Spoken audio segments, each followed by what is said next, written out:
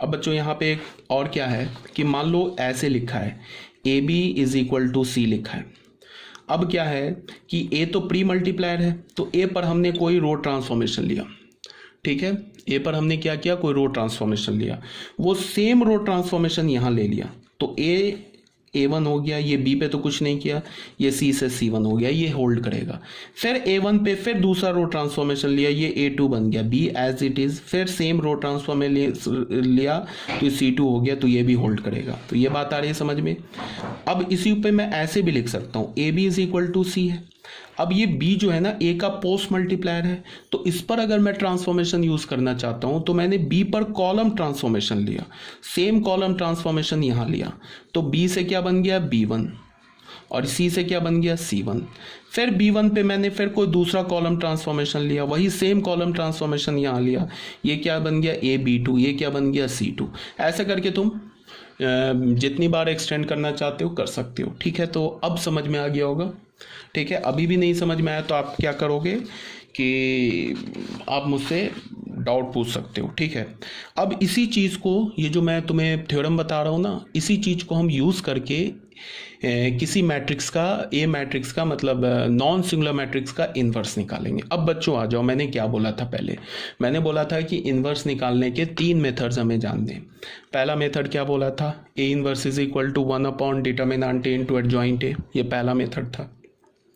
दूसरा मेथड में क्या बोला था कि इन्वर्स कैसे निकालेंगे, कि कोई मैट्रिक्स इक्वेशन गिवन होगा, उसको ऐसे क्वेश्चंस मैंने करा रखे हैं, उसको हम लोग क्या करेंगे कि ए इन्वर्स से मल्टीप्लाई करेंगे दोनों साइड, वहाँ से उस मैट्रिक्स इक्वेशन से इन्वर्स निकालेंगे। ऐसे क्वेश्चन मैंने ऑलरेडी करा रखे हैं। तो इन्वर्स के 2 मेथड मैंने बता रखे ऑलरेडी। अब जो थर्ड मेथड है ना, वो क्या है, by using elementary row transformation और कॉलम ट्रांसफॉर्मेशन। तो 3 मेथड हो गया। अब क्वेश्चन कैसे आएगा, क्वेश्चन में जो ये, अच्छा पहली बात कि ये जो मैं अभी बता रहा हूँ ना रो कॉलम ट्रांसफॉर्मेशन, ये जेईई मेंस एडवांस में नहीं है, आ रही बात समझ में, और बाकी किसी कॉम्पिटिटिव एग्जाम में नहीं है, सिर्फ बोर्ड में है, ठीक है। तो ये ऐसे तो क्वेश्चन आएगा नहीं कि कोई मैट्रिक्स दे देगा, बोलेगा by using elementary row transformation find the inverse, ऐसा तो कुछ पूछेगा नहीं। तो ये सिर्फ बोर्ड के लिए। तो इसमें मैंने क्या बोला कि ये तीसरा मेथड है इन्वर्स निकालने का। तो इन्वर्स कैसे निकालेंगे वो बता रहा हूँ। अच्छा, उससे भी पहले क्वेश्चन में क्या होगा, जो बोर्ड में बता दिया, जेईई मेंस एडवांस में नहीं है टॉपिक, बोर्ड में है। तो बोर्ड में क्या होगा कि हमें ऐसे कोई एक मैट्रिक्स दे देगा, ठीक है, और अगर मान लो कि मैट्रिक्स दे दिया और बोला क्या कि find the inverse of this matrix, इतना बोल के वो चुप हो गया। तो इसका क्या मतलब है कि अब तुम्हारे पास एक मैट्रिक्स, सिंगल मैट्रिक्स दिया, तो अब तुम्हारे पास 2 ऑप्शन है। पहला ऑप्शन क्या है कि या तो तुम 1 upon determinant A into adjoint A use करके मैट्रिक्स का इन्वर्स निकाल लो, या तुम क्या है कि तुम एलिमेंट्री ट्रांसफॉर्मेशन यूज करके मैट्रिक्स का इन्वर्स निकाल लो, ठीक है। अब जो तीसरा जो मेथड है इन्वर्स निकालने का, वो तो यूज़ कर नहीं सकते हो, बिकॉज कोई मैट्रिक्स इक्वेशन नहीं गिवन है, वो तो सिंगल एक मैट्रिक्स दे रखा, बोला इन्वर्स निकालो। तो तुम्हारे पास 2 ऑप्शन है, या तो एलिमेंट्री रो ट्रांसफॉर्मेशन यूज़ कर लो, एलिमेंट्री ट्रांसफॉर्मेशन यूज़ कर लो, या तो 1 upon determinant A into adjoint A use कर लो। लेकिन अब अगर क्वेश्चन में ऐसे हो कि फाइंड द इन्वर्स, कोई एक मैट्रिक्स दे रखा है बाय यूजिंग एलिमेंट्री ट्रांसफॉर्मेशन, तब तुमको एलिमेंट्री ट्रांसफॉर्मेशन यूज करके ही इन्वर्स निकालना होगा। अगर तुमने उसमें 1 upon determinant A into adjoint a formula use कर लिया तो फिर वो गलत हो जाएगा, मार्क्स 0/0 हो जाएगा, ठीक है। ये बात आगे समझ में। अब मैं क्या बोल रहा हूँ कि एलिमेंट्री ट्रांसफॉर्मेशन से इन्वर्स निकालने के 2 मेथड है। एक तो कॉलम ट्रांसफॉर्मेशन यूज करके इन्वर्स निकाल लो, एक तो तुम रो ट्रांसफॉर्मेशन यूज करके इन्वर्स निकाल लो। जनरली कॉलम ट्रांसफॉर्मेशन यूज करके इन्वर्स निकालते हैं, मतलब जनरली का मतलब तुम्हारे पास दोनों ऑप्शन है, या तो तुम कॉलम ट्रांसफॉर्मेशन यूज करके इन्वर्स निकाल लो, या तो तुम रो ट्रांसफॉर्मेशन यूज करके इन्वर्स निकाल लो। जनरली जो होता है वो क्या होता है कि रो ट्रांसफॉर्मेशन बच्चे यूज करके इन्वर्स निकालते हैं। बट अगर क्वेश्चन में गिवन है by using elementary row transformation find the inverse, तब तो तुम्हें रो ट्रांसफॉर्मेशन यूज करना होगा। अगर क्वेश्चन में गिवन है कि using elementary column transformation find the inverse, तब तुम्हें कॉलम ट्रांसफॉर्मेशन यूज करना होगा। और अगर क्वेश्चन में ऐसे गिवन है using elementary transformation find the inverse, तब तुम्हारे पास दोनों ऑप्शन है, या तो तुम कॉलम ट्रांसफॉर्मेशन यूज कर लो, या तो तुम रो ट्रांसफॉर्मेशन यूज कर लो, ठीक है। अब आ जाओ मेथड 1 में। अब इन्वर्स कैसे निकालेंगे वो बताया जा रहा है। हमारे पास एक कोई मैट्रिक्स दे रखा है, अब इन्वर्स की बात आ गई तो नॉन स्क्वायर मैट्रिक्स हम भूल गए, क्योंकि इन्वर्स तो हमारा स्क्वायर मैट्रिक्स का निकलता है और नॉन सिंगुलर स्क्वायर मैट्रिक्स का इन्वर्स निकलता है। तो हमने क्या बोला, एक हमारे पास ए मैट्रिक्स है n/n ऑर्डर का, उसका डिटर्मिनेंट 0 नहीं है, मतलब नॉन सिंगुलर है, ए इन्वर्स एग्जिस्ट कर रहा है। ठीक है, तो मेथड 1 में क्या बोला, using row transformation on pre multiplier. Row transformation use करके हम इन्वर्स कैसे निकालेंगे वो बताया जा रहा है। सबसे पहले हमने स्टेप 1 बोला, we know that i into A is equal to A होता है। ठीक है, ये बात आ रही है समझ में। हमने i को a के साथ प्री मल्टीप्लाई किया है। क्यों प्री मल्टीप्लाई किया, क्योंकि रो ट्रांसफॉर्मेशन यूज करने जा रहे हैं। अगर कॉलम ट्रांसफॉर्मेशन यूज करते तो हम क्या लिखते हैं, A I is equal to A. Row transformation में क्या लिखेंगे, आई ए इंटू ए। ठीक है, अब ये सब क्यों कर रहे हैं अभी तुमको समझ में आएगा जैसे जैसे आगे बढ़ते जाएंगे। उसके बाद सेकेंड स्टेप में क्या बोला, मेक राइट हैंड साइड एक identity matrix by some successive row transformation. Same row transformation is used in I pre multiplier of A. अब क्या करना है तुम्हें कि जो राइट हैंड साइड वाला है ना, इसको तुम्हें आइडेंटिटी मैट्रिक्स बनाना है। किसको यूज करना है, रो ट्रांसफॉर्मेशन को यूज करके इसे आइडेंटिटी मैट्रिक्स बनाना है। अब आइडेंटिटी मैट्रिक्स कैसे बनेगा वो तो मैं बताऊंगा अभी तुम्हें।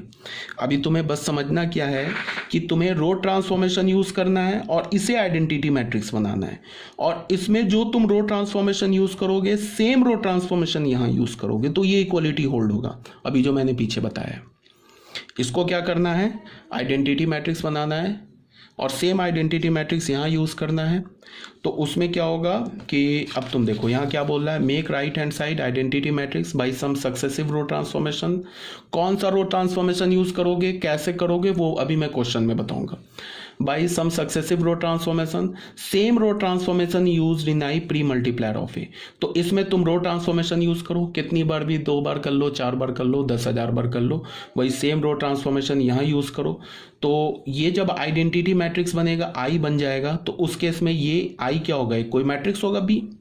तो यहाँ पे हमें क्या मिल गया, B A is equal to I, तो ए का इन्वर्स ये बी मैट्रिक्स हो जाएगा, ए इन्वर्स बी हो जाएगा। अगर तुम इसमें रो ट्रांसफॉर्मेशन यूज किया, तुमने मान लो 5 रो ट्रांसफॉर्मेशन यूज किया, 5 रो ट्रांसफॉर्मेशन में ये ए मैट्रिक्स आइडेंटिटी मैट्रिक्स बन गया, तो वो 5 रो ट्रांसफॉर्मेशन तो तुम यहां भी यूज करोगे, तभी तो इक्वलिटी होल्ड होगा। तो मान लो 5 रो ट्रांसफॉर्मेशन यूज करने के बाद ये आई बी में चेंज हो गया, ए को तो कुछ नहीं करेंगे, तो B A is equal to I equation आ जाएगा। तो जैसे ही B A is equal to I आया, तो वैसे ही बी ए का इन्वर्स क्या हो जाएगा, बी हो जाएगा। अब मैंने तुम लोग को बता रखा है ना, अगर मान लो B A is equal to I given है, तो इसका क्या मतलब है, A B is equal to B I है। अगर बी ए आई के इक्वल है और ए और बी में से कोई भी एक नॉन सिंगुलर मैट्रिक्स है, तो A B is equal to B I है। तो A B is equal to B A is equal to I है, इसका मतलब ए का इन्वर्स बी है, बी का इन्वर्स ए है। ठीक है, अब आ जाओ थर्ड स्टेप हमारा हो गया, A inverse is equal to B. अब आ जाओ मेथड नंबर 2, इसमें क्या बोल रहा है, यूजिंग कॉलम ट्रांसफॉर्मेशन। तो कॉलम ट्रांसफॉर्मेशन में हम क्या लिखेंगे, ए आई को ए का पोस्ट मल्टीप्लाई करेंगे ए।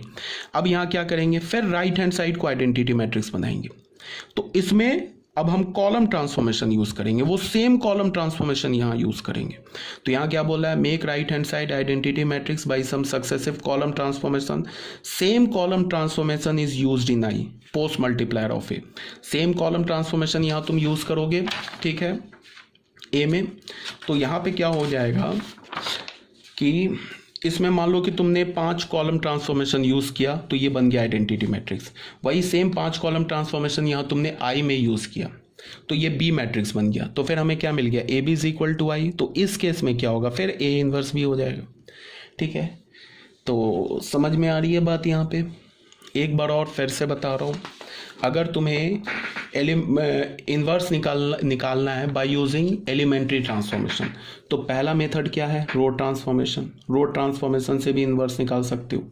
अगर बोला जाए क्वेश्चन में find the inverse of A matrix A by using elementary transformation, तो 2 ऑप्शन है। पहला रो ट्रांसफॉर्मेशन, रो ट्रांसफॉर्मेशन के लिए तुम क्या लिखोगे, आई ए इज इक्वल टू ए। आई को क्या करोगे, प्री मल्टीप्लाई करोगे, इसके साथ कोई छेड़छाड़ नहीं करना है, ये एज इट इज रहेगा। अब एक कोई मैट्रिक्स गिवन होगा ना, मान लो कि ये मैट्रिक्स ऐसे गिवन है 3 4 5 6 ऐसे मैट्रिक्स गिवन है, ठीक है। तो यहाँ पे तुम क्या लिखोगे, आइडेंटिटी मैट्रिक्स 1 0 0 1, ए को ऐसे छोड़ दोगे। यहाँ तुमने क्या लिखा, 3 4 5 6 ऐसे लिख लिया। अब मान लो कि इसमें हम क्या करेंगे, 4 कॉल रो ट्रांसफॉर्मेशन यूज किया, इसमें 4 नहीं, पहले अभी मान लो एक रो ट्रांसफॉर्मेशन यहाँ यूज़ किया, वही रो ट्रांसफॉर्मेशन यहाँ, सेम रो ट्रांसफॉर्मेशन यहाँ यूज़ किया, तो ये मैट्रिक्स एक कोई दूसरा मैट्रिक्स बन के आ जाएगा इनटू ए। इसमें रो ट्रांसफॉर्म करेंगे तो ये भी आ जाएगा। अब मान लो कि अगर ये आइडेंटिटी मैट्रिक्स नहीं है तो फिर इस पर हमने एक रो ट्रांसफॉर्मेशन यूज़ किया, फिर इस वही सेम रो ट्रांसफॉर्मेशन यूज़ किया, तो फिर एक मैट्रिक्स ऐसे बन के आ जाएगा। ये कब तक करते रहेंगे? जब तक ये राइट हैंड साइड वाला आइडेंटिटी ना बन जाए। ये जैसे ही आइडेंटिटी बन गया उस केस में ये जो मैट्रिक्स होगा ना, ये ए का इनवर्स हो जाएगा। ये तो हो गई रो ट्रांसफॉर्मेशन की बात। अब आ जाते हैं कॉलम ट्रांसफॉर्मेशन की बात करते हैं। कॉलम ट्रांसफॉर्मेशन में क्या है? कॉलम ट्रांसफॉर्मेशन में क्या है? तुम लिखोगे ए आई इज इक्वल टू ए लिखोगे। वही बात, यहाँ पे ए होगा, एक कोई मैट्रिक्स गिवन होगा, यहाँ पे आई मैट्रिक्स ये लिख दिया ऐसे, वही यहाँ पे ए मैट्रिक्स लिख दिया, ये क्या लिख दिया? ए मैट्रिक्स लिख दिया। अब यहाँ पे क्या किया हमने? फिर इसे आइडेंटिटी बनाना है तो यहाँ पे हमने कोई कॉलम ट्रांसफॉर्मेशन यूज़ किया, वही सेम कॉलम ट्रांसफॉर्मेशन यहाँ यूज़ किया, तो फिर एक ऐसे करके मैट्रिक्स आ जाएगा, ऐसे करके मैट्रिक्स आ जाएगा। फिर यहाँ पे अगर ये आइडेंटिटी नहीं है तो फिर इस पे कॉलम ट्रांसफॉर्मेशन यूज़ किया, फिर यहाँ पे कॉलम ट्रांसफॉर्मेशन यूज़ किया। अब मान लो ये आइडेंटिटी मैट्रिक्स आ गया तो यहाँ पे एक मैट्रिक्स आ जाएगा। तो अब ये आइडेंटिटी जैसे बन गया तो ये जो मैट्रिक्स है ना, ये ए का इन्वर्स आ जाएगा। अब क्वेश्चन सवाल ये उठता है कि इस मैट्रिक्स को हम आइडेंटिटी कैसे बनाएंगे, तो ये तो मैं बताऊंगा ना अभी तुम्हें, ठीक है। तो यहाँ बस इसे समझना है तुम्हें। अब आ जाओ बच्चों, जो हमारा एक्सरसाइज 3.4 छोटा था ना, जो मैंने तुम लोगों को बोला था कि एक्सरसाइज 3.4 अभी रहने दो। अब हम लोग एक्सरसाइज 3.4 के एक एक क्वेश्चन को सॉल्व कर सकते हैं। ये सारे वीडियोस देखने के बाद आप हर एक क्वेश्चन को सॉल्व कर सकते हो, ठीक है। मैंने सिर्फ डिफरेंट टाइप्स के 3 क्वेश्चंस लिए, जिसमें क्या है, मैंने सारे कॉन्सेप्ट इन्वॉल्व कर दिए। बाकी तुम अपने एक्सरसाइज के सारे क्वेश्चंस कर लेना प्रैक्टिस के लिए।